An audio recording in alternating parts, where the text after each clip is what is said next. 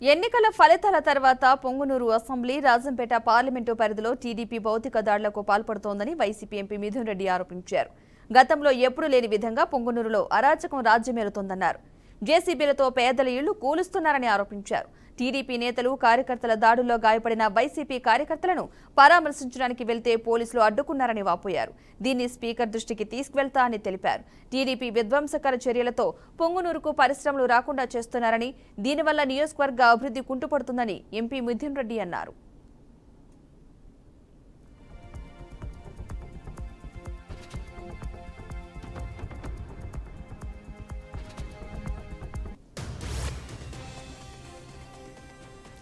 మరోవైపు తిరుపతిలో ఎంపీ మిథున్ రెడ్డి ఇంటి వద్ద తీవ్ర ఉద్రిక్తత నెలకొంది. పోలీసులు ఆయన నివాసాన్ని చుట్టుముట్టారు.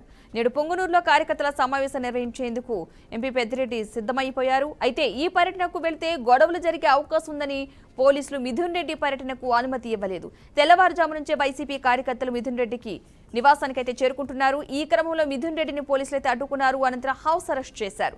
మిథున్ రెడ్డి ఇంట్లోకి కొత్త వారిని ఎవరిని కూడా పోలీసులు అనుమతించడం లేదు. ఎవరైనా వస్తే వారిని అడ్డుకుంటున్నారు. ఈ నేపథ్యంలో మిథున్ రెడ్డి రాష్ట్ర ప్రభుత్వంపై ఆగ్రహం వ్యక్తం చేశారు.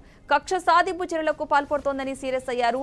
మరోవైపు మిథున్ రెడ్డి హౌస్ అరెస్టు నేపథ్యంలో పొంగునూరులో వందలాది పోలీసులతో భారీ భద్రతా ఏర్పాట్లు చేశారు. చిన్న గొడవలు జరిగినా కఠిన చర్యలు తీసుకుంటామని పోలీసులు హెచ్చరించారు.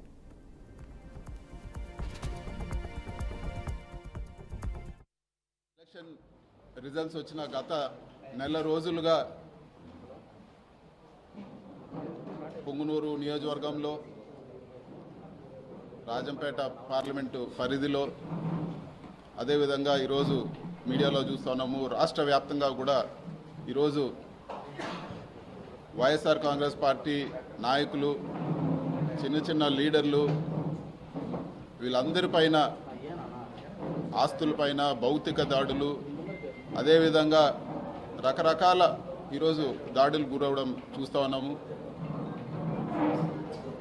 ఇది చాలా దారుణమైన పరిస్థితి. మరీ ముఖ్యంగా పొంగునూరు నియోజకవర్గంలో ఎప్పుడూ లేని కొత్త సంస్కృతికి ఈరోజు తెరలేపుతా ఉన్నారు.